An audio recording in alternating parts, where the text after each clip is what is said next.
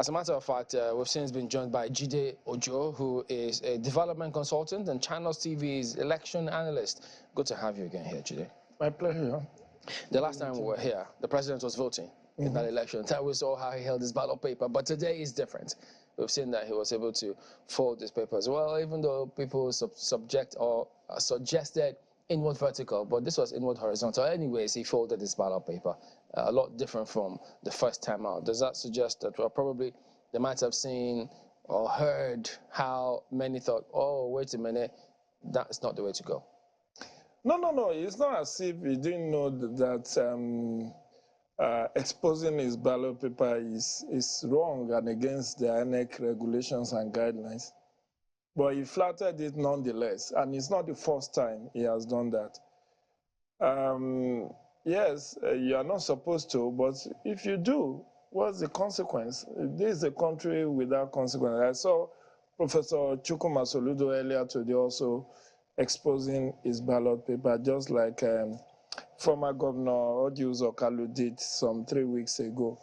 The issue about secrecy of ballots is why we said we cannot have option A for back in our electoral system, because it opens you up to intimidation, harassment, peradventure if you vote against people who are close to you, or for instance, if you vote against your landlord standing election, be rest assured that you may get a quick notice thereafter. But secrecy of ballots helps you to save your neck. So, go in a masquerade form.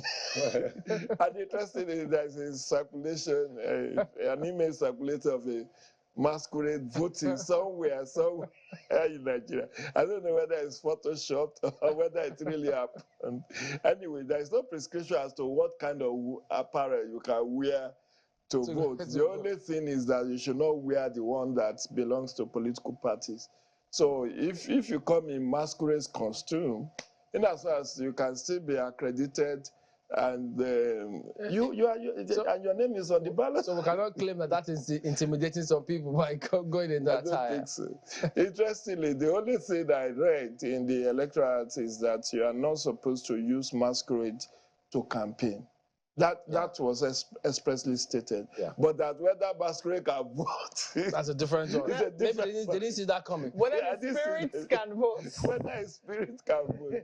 So, but the last time the president voted and exposed his ballot paper, we know what happened to results in Katsina State. So this time, maybe he thinks, okay, well, let me try something different. Who knows? It might be a good omen for my party on the No, I don't think it's about omen. I think he did what he did, given the backlash. The backlash about Naira redesign, the fuel scarcity, and the allusion by a section of APC members that he was working against the victory of the party. So he wanted to show that, well, whatever, say what you want, I still voted for our presidential candidate. And of course, there is also a short background to that. Recall that ahead of the party primaries last year, Senator Abdullah Adamu did say that he just conversed with the president, and the president said the president of the Senate, Dr. Ahmed Lawa, is the preferred candidate of APC. And of course, it took the APC governors going to meet with the president for there to be some, I don't know whether to say change of heart. So from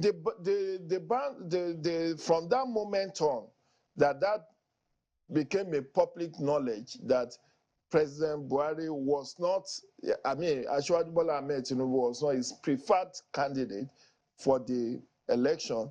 He has to now battle that image, and of course, against the rough fight he had with Ganduje and Rufai, who openly stood up to him that this Naira redesign you are doing is meant to stall and weaken our party from coasting up to victory during the election. So he has to just show that he's still a good party member, so to speak. Well, so yeah, today we've seen how the election has turned out in several states in the country in terms of the conduct. There's been a lot of concern in some states concerning the activities of some persons who were trying to harass, intimidate, in fact, in some cases, injure some voters who had come out to vote. And we know that we had also spoken to several security agencies here on the program, on the station, across board, and they consistently said that they were going to do all they can to make sure that they guarantee people's voting and then their safety when they go out to vote. So from what you've seen and heard, the result, I beg your pardon, the statements or analysis or recommendations, observations you had from people and from your team, did they come across to you as though they did what they had promised they were going to do? I need to put that in context. Yeah, I've read Yaga Africa's report, midday report. There were records of, I think, 54 incidences altogether. And some of those incidences are in isolated polling units. We need to emphasize that. So you witness voter intimidation in maybe 15 polling units across over 400 polling units where you deploy observer. You still need to do ratio. What is the ratio?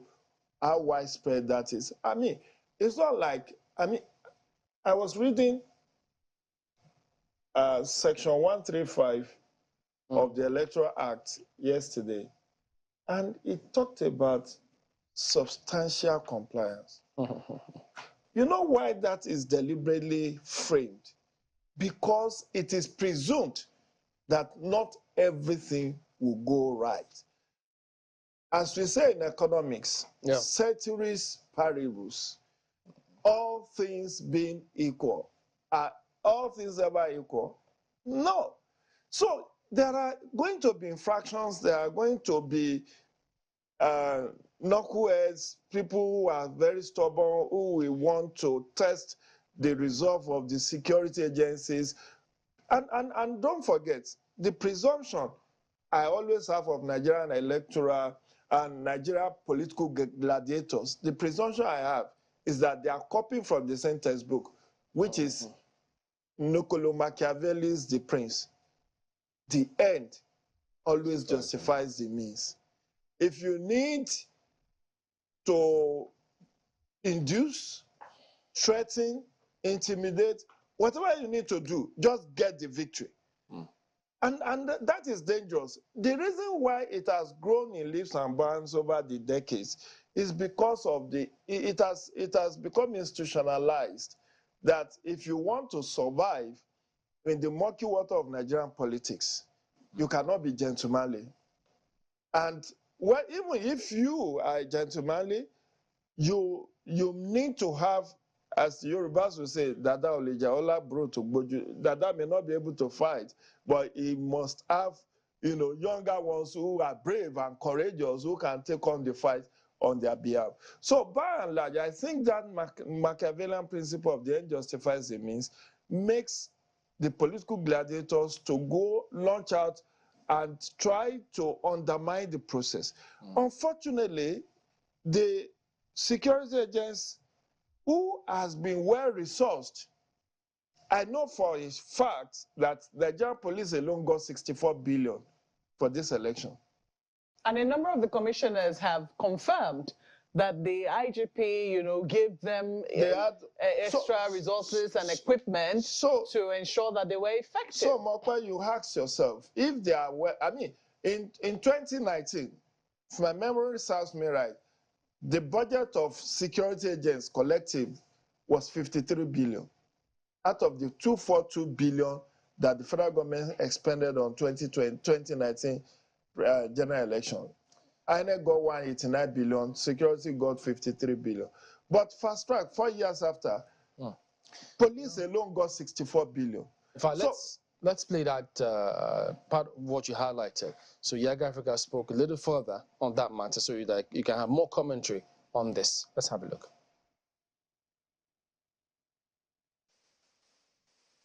The subsequent press conferences. So permit me to invite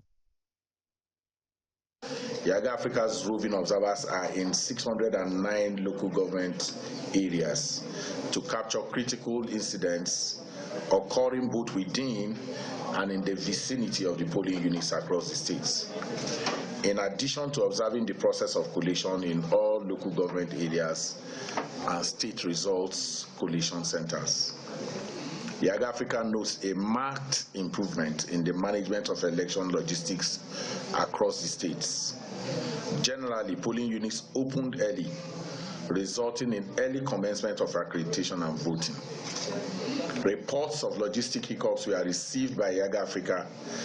For instance, beavers devices for some polling units in Riyom local government area of Plateau State were deployed to Batura ward in Bokos local government area. Yaga Africa also received from Kana local government area where bimodal voter accreditation system devices had no SIM cards meant to enable the devices transmit election results electronically.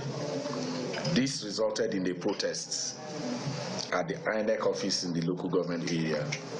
Incidents of voter intimidation and harassment were also recorded in some polling units in Kano and Lagos states. Yaga Africa hopes INEC and security agencies will take prompt actions to inspire public confidence in the credibility of the election. Our midday findings. Yaga Africa initial findings for Benue, Delta, and Kano are based on reports received from 288 out of 300 sample polling units in Benue. 240 of the 300 sample polling units in Delta and 280 of 300 sample polling units in Kano are processed as at 1 p.m. today. Additional information and updates will be provided subsequently. Across the other 25 states that Yaga Africa deployed 550 observers, Yaga Africa has received reports about the opening and commencement of polls. Some of the trends observed include the arrival of INEC officials and commencement.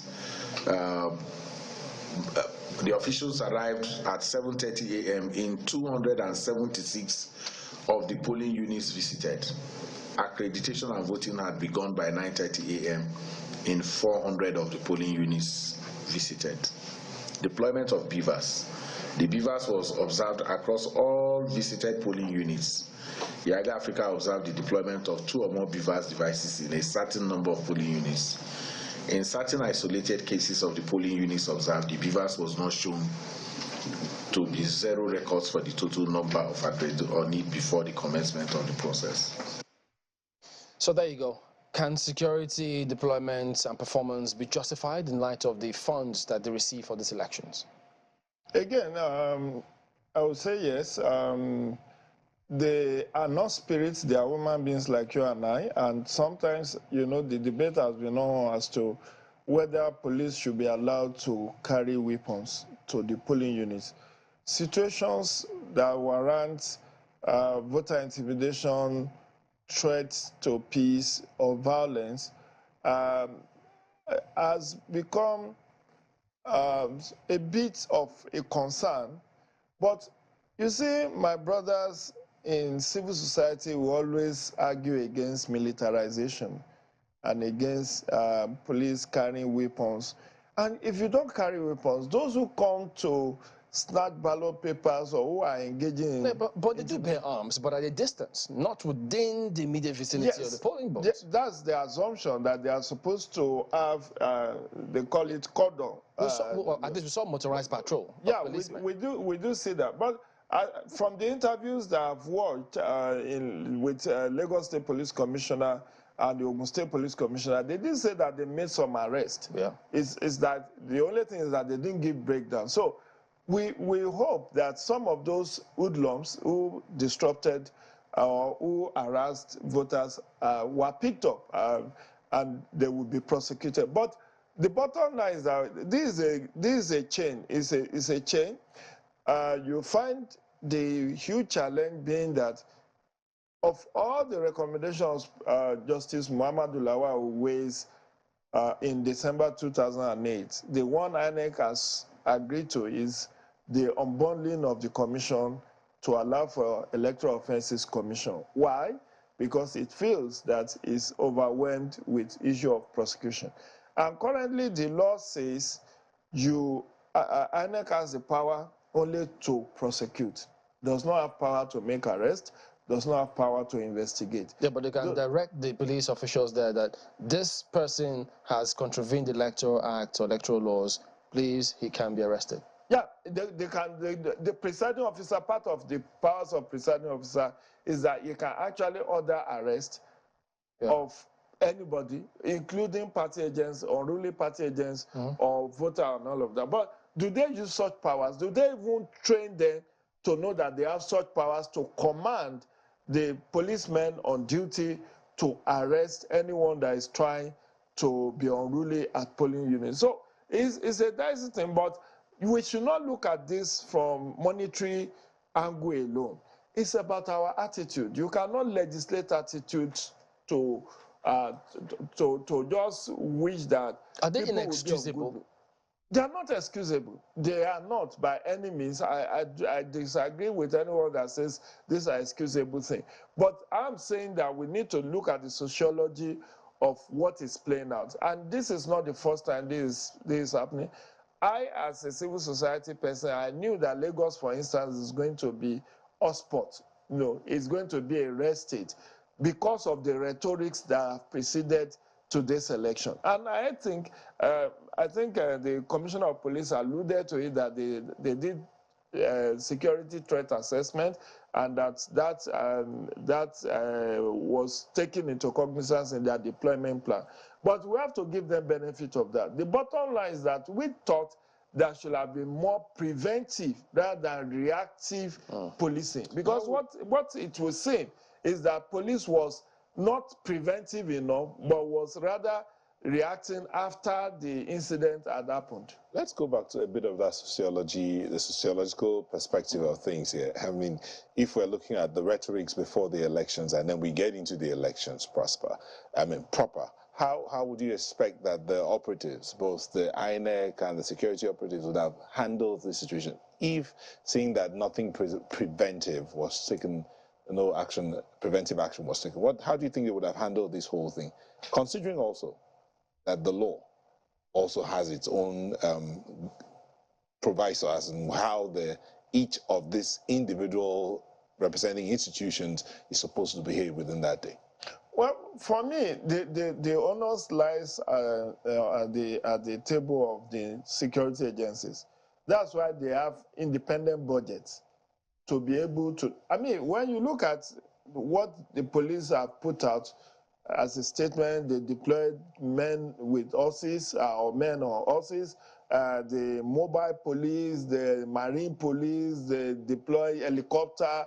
So if you have all of these assets, and you have plainclothes operatives, why then would all of this still be happening without the culprits being picked up, or without you even anticipating and ensuring that you thwart such threats to voters? You mentioned it yourself, the way the polling official is in charge, so the policeman can't do anything, even though he has an independent budget.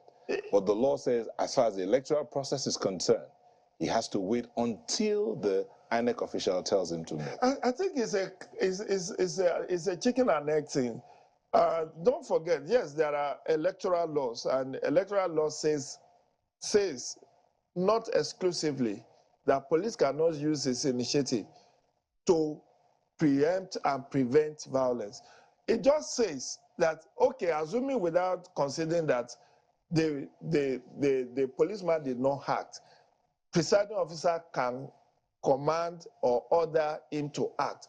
But don't forget that policing is not limited to election period alone. Or the polling booth. So somebody is committing a crime. You don't wait for... Like Don was saying, exactly. Some visuals about Isheri, how some seem to have been acting, trying to prevent people. So if you look at the images there, it looks as if the police could have stepped in at that point. Exactly.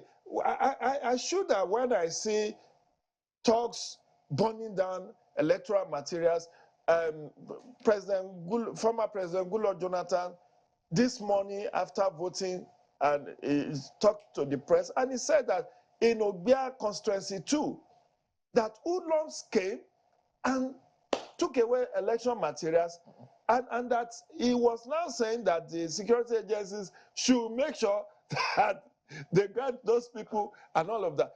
Then you ask yourself, the security threat assessment, didn't it pick up this? The issue in Imo, where 19 core members were kidnapped and only were the police managed to rescue them, but according to the police, they couldn't rescue the beavers and other polling materials. So, or the case in Degema and Asari Toru, where people just say we are not going to allow election, even when it's not within the right of electorate to say that they must see the collation officer. You understand? This is why we need to understand the electoral guidelines, regulations, and even the electoral law. But how many people takes time to even want to vote because they feel it's technical, so they don't want to bother themselves?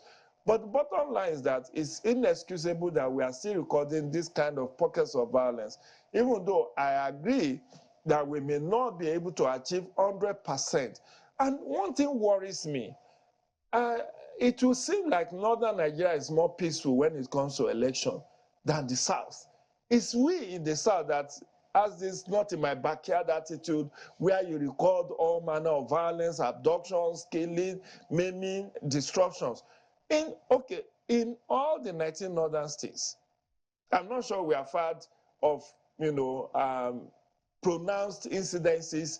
The one I read about was a commissioner in Bauchi openly giving out money to women, which is a kind of vote buy. And in that video that I saw, the policeman was standing and was even helping with the coordination. The policeman, if you've seen the video, the policeman in uniform was standing and was even saying, I just stand here, just try to get them in an orderly manner. And you know that this man that you are providing cover for has committed an electoral offense, which is vote buying, because obviously, the man never cared whether somebody was filming him or not. It was plain new notes, and he was giving it to people on queue, and the policeman stood there. I would have expected that policeman should have told his boss or whoever he was providing cover for to say, "Oga, you are committing an electoral offense, and this is not right." So if you cannot have an outburst or arrest him, you should have cautioned him not to do what he did. I know that the EFCC has released a statement on incidences of vote buying that they have documented. They've also released pictures. I think it said about 65 people have so far been apprehended by them in different parts of the country. And they also provided some pictures. It's a pretty long statement. We'll see how we can compress that and bring it to our viewers, in terms of what has been going on in many parts of the country. But I want to take you up on some of the issues that Yaga raised in his interim report, talking about obstruction of election observation, disruption of the process. I'm just wondering, and then let me even take you on the very first one, the fact that the secrecy in the places where elections happened, they noticed secrecy of ballots compromised. I was just joking when the president was voting. I said, why wouldn't they even let the president vote in secret? Who knows when he doesn't want to vote for? They always assume that they know who he wants to vote for, and it's okay for people to be around him. But we know that one of the things that the Electoral Act protects is the sanctity of the ballot. The fact that you should be able to vote for whoever it is that you want to vote for in secret. So there are questions as to how is it that regardless of all of the changes that we continue to make to our Electoral Act to try and better things, the more things change, it will seem that the more it remains the same, in the sense that the issues we're still reporting in terms of what the electoral observers are observing are still the same things that we're still saying every 4 years. Not even every 4 years. Even in many of the off-cycle elections, we see them repeating themselves. The bottom line is that I feel that, one, the law isn't strong on penalties. So you are not supposed to expose your ballot paper does that invalidate your ballot if you expose it? The question is no. That's a different kettle of fish. I mean, political actors who choose to expose their ballot papers, they're not under any threat or intimidation or harassment. The closing of your ballot paper is so as to protect the sanctity of the vote, yes, and to protect the person who is voting. But you know, in those places where voters choose not to fold, it's also to kind of vote by, to show, because what Yaga reported is that the polling agents were now the one being used to, you know, the voters are showing it to agents. Of course, we know that the tradition vote buying methodology is that when you let your polling agents either stylishly or apparently see, then you have a date with him after to go collect your cash, because they also don't want to do blind vote buying. But Mokpe, you read something, and I read it earlier too. The president saying, if they offer you money, collect, but vote your conscience. That is not what he should have said. The bottom line is that we in civil society would never say collect, because once you collect, you are duty bound, morally bound to do the bidding of whoever is giving you money to induce you. So the president saying... Just a caveat, I mean, I saw it somewhere. I was able to independently confirm that the president said that. No, I saw it on one of the newspapers, one of the traditional newspapers. Oh, okay. So yeah, I saw it. That's why I said I read it earlier. Okay. So I don't think the president should have said that. All right. So we do have some news in different parts of the state concerning voting. For instance, the governorship candidate of the People's Democratic Party in Lagos, Dr. Olajide Adediran, has expressed confidence of winning the seat, the governorship seat in Lagos. Now, he maintains that everything is working to plan to ensure his victory in spite of the violence and voter intimidation in different parts of the state. He says the election does not have to be violent, since, according to him, a popular candidate does not have to be violent to win. He spoke to us shortly after casting his ballot at the polling units in Lagos.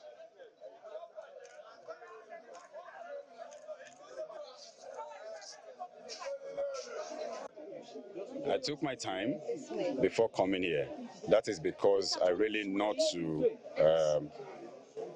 take reports from everywhere, so that we'll be able to know what to say in a situation like this. And we have seen reports, we've heard reports of widespread violence everywhere, you know, deploying thugs, harassing people, and in voters suppression, which we expected anyway. And then we're doing everything we can to match them where we can, and to also call the security agents to live up to their responsibility.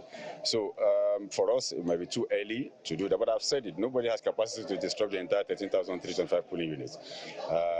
The Goshians will decide today. The decision is ongoing, and by His grace, God will give us that governor all of us can be proud of and say we voted this in power. How confident are you of winning? We're very confident because we've gone everywhere. We've been in the entire 245 wards to campaign. For one day since October 12 last year that INEC asked us to begin campaign, we've never stopped for one day, up until the last minute when I was in Araba on 2 days ago. So we're very optimistic. We know that we will win this election, and people's will prevail at the end of the day. Should you not win, what would you do? Of course, it's a process. I mean, this election is a process. It has a process. If we win, we go to the next process. You know, if we win again, we go to the next process.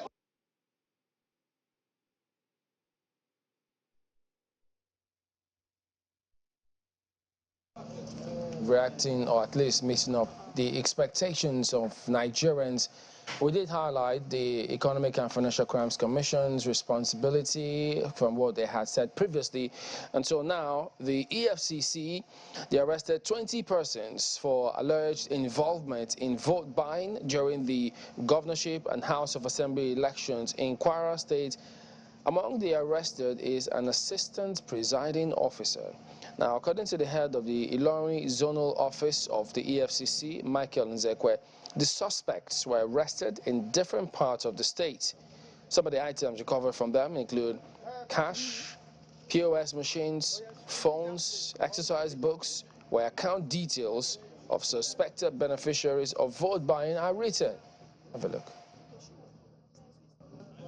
Majority of the arrests you see are people who were directly involved in vote buying. I'm sure, as you are all aware, our mandate as EFCC is to ensure that money influence in politics is totally cut out and eradicated. And if you have been following up with public enlightenment, you would have seen where my executive chairman has been on TV saying to everyone, when you find anyone report and those numbers are there. So we got credible intelligence, and then we acted on those intelligence. Well, all over the states. Some were arrested out of the states, Omaro. Some were arrested also within Ilorin, Ilorin South, Ilorin West. We were all over the states, all of the local government within the state. We found ourselves all over, and all of these arrests were made there.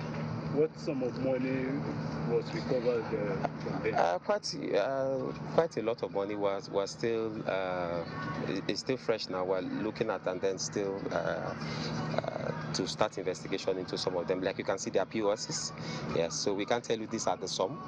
That was exactly what it is, but they are huge. They're quite a lot. Investigation will prove all of that, like I said. But someone was arrested around there. You know, we're an agency set up by law. We go by the provisions of the law. We work within the ambit of the law. We won't go outside the law. So we strictly will follow the provisions of the law, basically. So that's what it is. What do you think about this procedure? Well, it tells you how obstinate Nigerian politicians can be. In spite of several warnings, voter education. You know, we in civil society are spending so much resources conducting, why not I was saying earlier on about the need to improve voter education. There is a saying that none so deaf as those who will not hear. It's not so much as people didn't know that certain attitude or certain behavior is bad. They just don't care. They just want to test the law. There are okay. Will you say somebody who engages in vote buying? It's all these days with even Two-Face Idibia releasing a song, you know, over this matter that they haven't had. But in spite of that, you still have the Bokosebe in Ondo, in Ekiti. People will still collect, and the EFCC, I recall that Sean hosted the chairman of EFCC on the eve of the first election, where he talked about the very grand plan that has been put together to ensure that whoever engages in vote buying do not get away with it. But people will still do what they want to do, in spite of all the arrests that have been made, in spite of all the effort of the commission. But I'm asking myself, it's only EFCC we are seeing. What about ICPC? And I've also challenged that in addition, the issue of vote buying should be taken as a sting operation. You cannot wear jacket and go to polling units. People will suddenly behave themselves because they are under watch.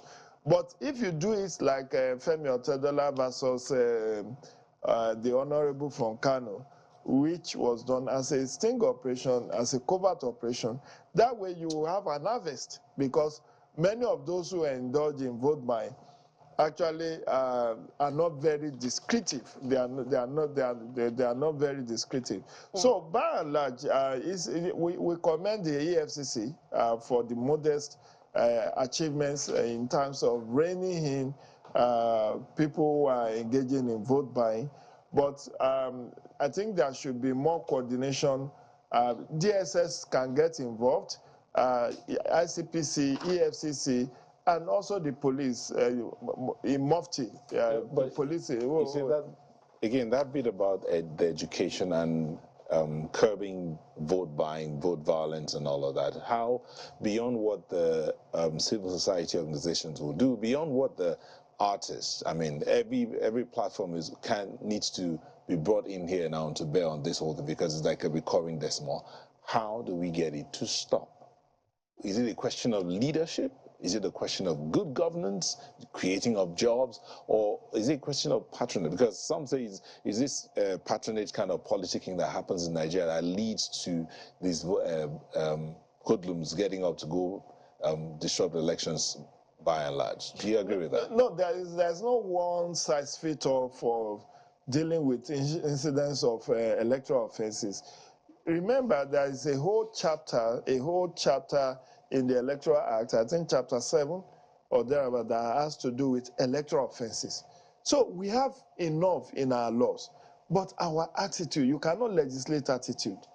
And what has encouraged the reoccurrence, even on a greater scale, is the impunity. So let me give you an instance. All these people who were arrested, lucky EFCC under its act can do the three. They can arrest, investigate, and prosecute. But for other electoral offenses where police will arrest, investigate, but will now transfer the case files to INEC for prosecution. That is a very untidy kind of legal framework. But I believe what needs to change in order is, one, we need improvement in our living standard. I'm sure an average American or average European will not give in easily to vote by because they have the basic needs. But here, because of the high level of poverty, people are easily inclined to take peanuts. I mean, the CDD voter education that was shown earlier, where the landlord was urging the tenants to go collect their 5,000. Nobody even gives you 5,000 in many rural communities. We are getting as low as 500, 200 naira. So what does that do for you? Is that mentality that any little amount goes a long way in solving their poverty status. But more importantly is breaking the culture, prosecution. When you have hundreds of people handed into jail after being successfully prosecuted, and there is a lot of media blitz around it, people will start to be circumspect. All right, the CDD also did release a report for these elections, which we'll take a look at much in a bit, but we do have Lanre Olagunju in our studios in Lagos. He's a fact-check editor for the cable online newspaper. Thank you for joining us on the program today. So tell us, from how much factual representation of today's elections have you seen across board? Is there anything that sticks out for you? All right, thank you so much.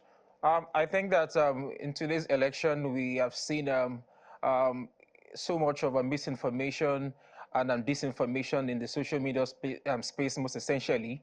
Many political office holders, many political aspirants and their followers, and then also influencers have engaged the use of misinformation to push out particular narrative that are not essentially correct or sometimes out of context, and it has affected in one way or the other how people consume some of this information. A good example is one that we saw yesterday, where a particular political aspirant in Lagos, here in Surulere, yes, there was a riot, so there was an attack on him. However, a very old picture where he was on the movie sets, was going around social media, and it was claimed that he was attacked in that particular way. We were expecting that in such a case, he would come out to debunk the claim and give clarity on the matter. But that didn't happen on time, and many social media users were really agitated, and that also led to fear. You know, Larry, while we don't try to play down the need for fact checking, we also need to be careful we do not play down the incidents of attacks on citizens. The question I'd like to ask is, did you also fact check that there was an attack on his supporters, maybe not on him, and then bring it down to today's election? We all know that a lot of Nigerians and the electorate go to the social media to do a lot of following through, and they tend to run off with a lot of things posted out there. How do we ensure that this whole these incidents that are posted on the social media platforms are what they should be, and Nigerians are also kept in the right perspective of things? So I think that we all have to be responsible with how we engage the use of social media, both politicians, influencers, and young Nigerians who truly want a change also have to be very careful, also have to be very responsible in how we consume information on social media. The speed to retweet, to share, and to share information has led to an increase in disinformation and misinformation on the social media space. When people get information, as fact checkers, we like to advise them to, first of all, pause. You know, you want to ask yourself a few critical questions like, who published this particular information? When did this particular thing happen? Which other credible news platform have shared this particular thing? When we do that as individuals, we are able to activate our ability for critical thinking and skeptical thinking in how we consume information. But if you are going to actually fight this major challenge of disinformation, I think all hands has to come on deck. The government also have to, you know, play their own role. Social media platforms also have to play a very, very important role because in the framework of this information, there's the ABC, and recently there's also a D. A has to do with the actors. Certain actors are known, you know, to be peddlers of misinformation, and there's also a particular behavior, you know, a behavioral pattern that also needs to be touched on.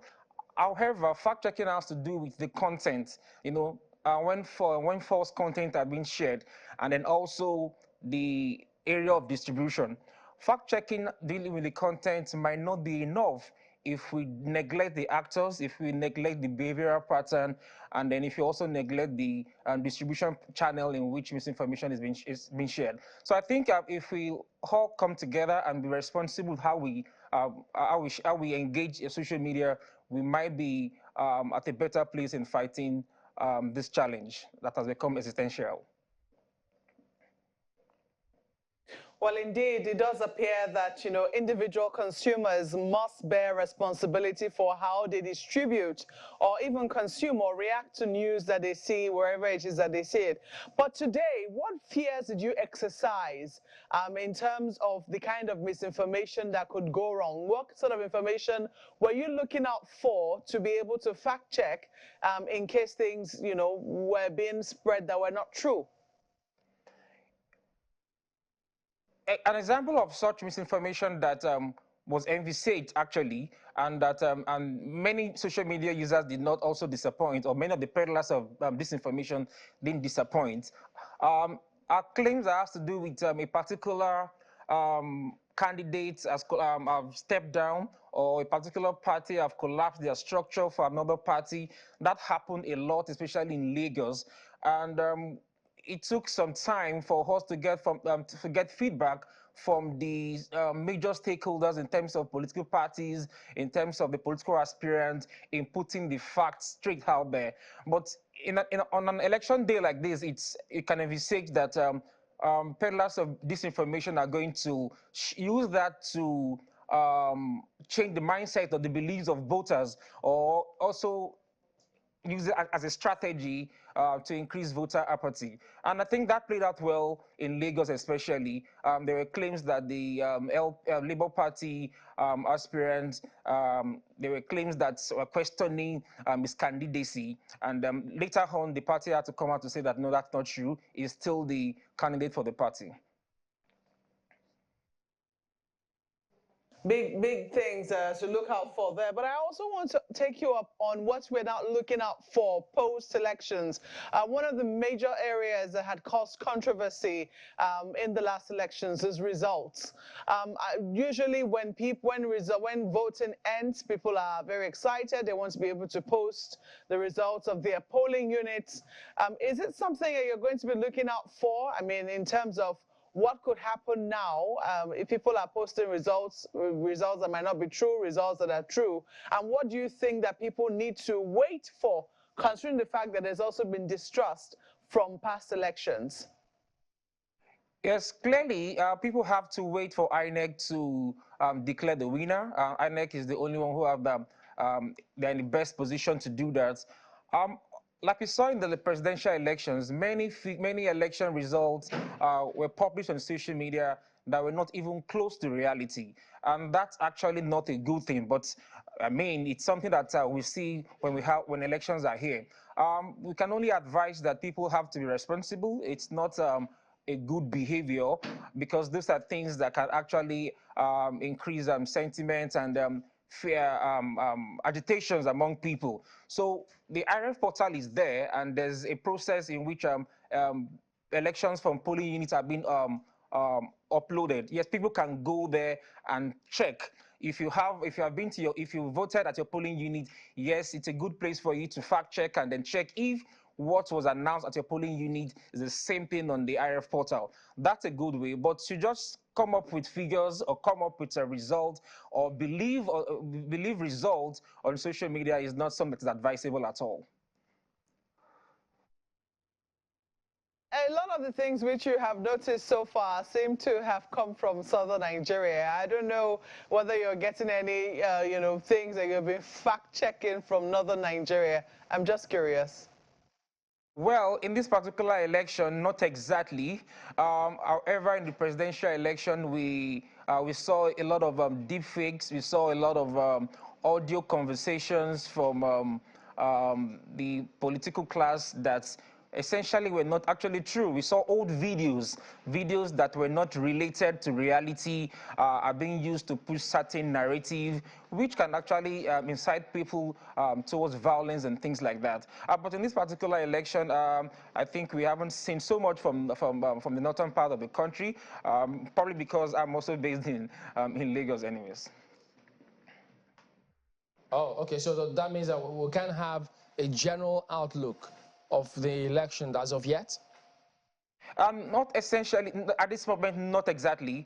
We also have the Nigerian Fact Checker Coalition, who are also going to come up with a report towards after the election, which will give us an overview of the kind of disinformation and misinformation that was shared throughout the election season. That will also serve as a reference point so that in the coming years, we can also use them to study, to prepare, and to also watch out for how people consume the information and how this information affects voters' behavior, voters' apathy, and what can actually be done to fight this particular scourge. In other words, you cannot exactly tell how much impact fake news is having or has had on these elections, can we? Yes, like I mentioned earlier on, I think that even though I don't have the facts ready here, but I think that it has affected voter apathy, because when people hear that their candidate or the candidate that they have decided to vote for instance, just step down for another candidate, that's just put a lot of voters out of it, and then they just stay back at home and do other things, and that's a major thing. That's a negative effect. It has negative effect on voters. We've also seen cases whereby old videos and pictures that were not related, have been used to push narrative that's to do with violence. And in most cases, when people hear that there's violence in a particular place, that affects or stop them from even going out to vote at all. These examples we have seen already, and that is established. So let me bring you to weigh in on this. I mean, Larry is just giving us some facts and that they've checked. But I'm bringing you in because you talked about the psychology of the Nigerian electorate and how do we get to move improve on that psychology in such a way that we improve our society, improve our processes, and improve our general well-being, so to speak? Again, you know, 10, 15, 20 years ago, issues of social media, fake news, wasn't as significant in our electoral process as it has become today. And that's to tell you about the dynamism of our society. So the psychology also has to change. Again, I'm happy that there's a coalition of media organizations that are refuting fake news and misinformation and disinformation, because like Larry said, this has impacted in no small measure on the psychology of average voter. People, even the issue of the attack, supposed attack on one of the candidates in Lagos, that can raise emotions and may incite people to violence or a kind of reprisal attacks, when in actuality, maybe that's not exactly what happened. But here we are saddled with this social media as the biggest form of mass communication, because even beyond the reach of traditional media, one tweet, one post on Facebook or one post on Instagram can ignite reactions that will have deleterious effect on the entire country. And that's why when I went to Uganda to observe election in 2016, you know what the Ugandan government did? They shut down the social media when it came to the period of announcing election results. They deliberately shut down. I could not access my Facebook. All my social media accounts were, you know, they were dormant for the period until about after 12 hours when the result was. And it's for a reason like this. Because Ogmokwe asked that question about the result management process. Right now, if you check your social media, and the people are already posting results, whether they are true or not. There are some results on IREF. No, the result on IREF is the authentic one. But not everybody has logged into IREF to check. But and people will pass on polling unit result as if it's the local government result or the ward result or the state result. So it's a catch-22 situation we have found ourselves with the social media and the ascendancy of disinformation, misinformation, fake news, and even hate speech. All right, gentlemen, we're winding down, but let me take a look at this. It's a press statement from the Economic and Financial Crimes Commission about EFCC operatives attacked, injured by alleged vote buyers in Kaduna. Some reports came through earlier about that, but now the EFCC says operatives of the Commission on Election Monitoring Duty in Kaduna State today, March 18, came under attack at School Road, Ungwan Rimi, Kaduna, while attempting to arrest a suspected vote buyer. The team, working on intelligence on the alleged activities of one Kabiru Musa, who was seen in an amateur video allegedly inducing eligible voters by using his phone to transfer money into their account as they cast their vote, had mobilized to the scene to arrest the suspect. However, immediately he was accosted by the operatives, Musa became unruly and screamed to attract the attention of his syndicate members, who descended on the operatives using all manner of weapons that left some of them injured. It took great restraint for the operatives to ignore the unprovoked attack but insisted on arresting the suspects. The statement goes on to say, as the team drove away with the suspect, their vehicle was pelted with stones and other dangerous objects that damaged the windshield, and 3 operatives suffered varying degrees of injuries in the process. But they say the injured operatives are currently receiving medical attention at the medical center in Kaduna. And so they did go on to say that the chairman of the commission did say he appealed to the public to desist from attacking officers of the commission, and such action will no longer be tolerated. That's a statement signed by the head of media and publicity of the EFCC, Wilson Uwujara. So the question of vote buying. Is this in any way going to have an impact? But did you see this coming?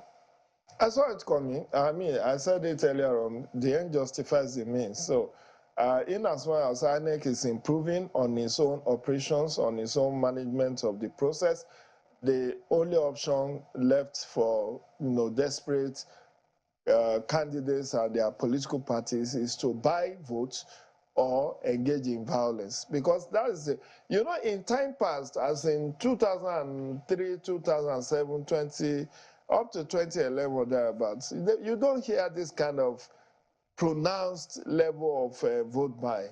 But because as INEC is enjoying the benefit of having a nut and bolt of the electoral laws tightened, and also improving significantly on its operations, the politicians have resolved that the best way now for them is to induce voter, and that's why they orchestrate all manner of, including violence.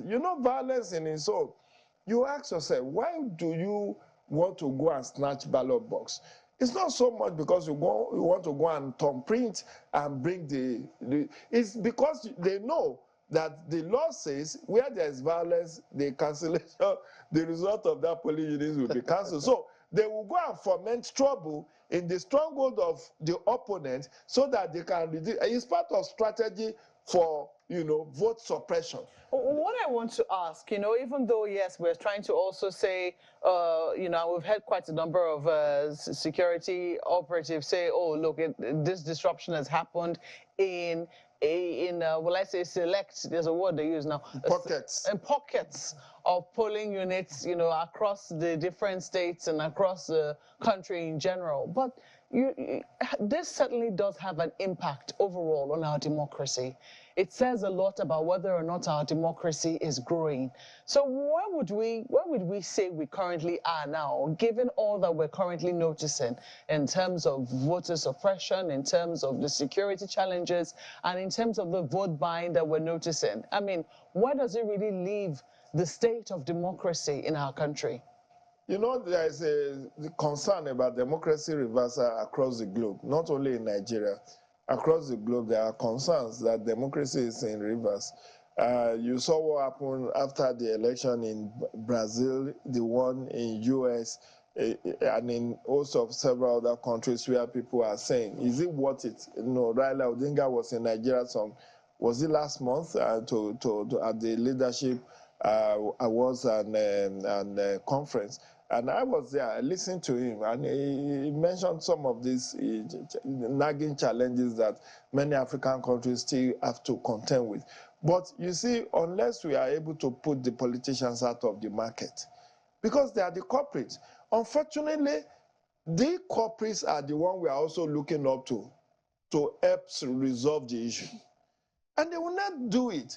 Look, Electoral Offences Commission Bill was passed by House of Reps since almost 2 years. The Senate refused to concur. Up to now, we don't know whether they will eventually do, because they know if they set up that bureaucracy and it's well-funded, many of them are going to have questions to answer, given the way they are sent to power. So a lot still, the only unfortunate thing is that democracy is still the only game in town, because you will still prefer a democracy with all its warts and nuts, with all its imperfections. I still prefer it.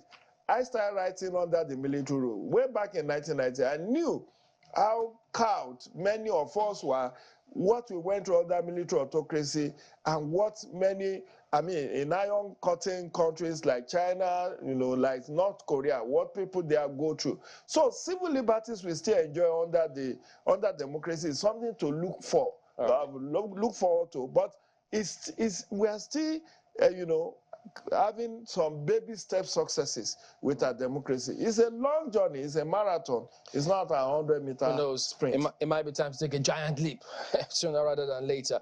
Well, I want to thank you for coming on. Jide Ojo, development consultant and Channels TV's election analyst.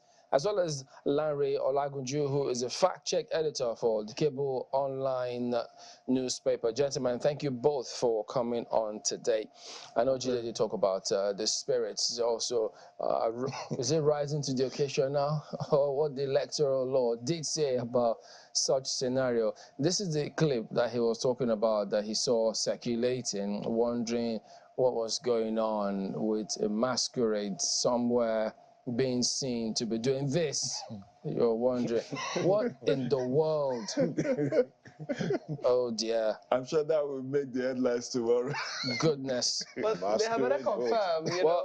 But I guess Mr. Olagunju will help us fact check this. Fact check that, Yes. And get back to us later. Well, thank you very much indeed.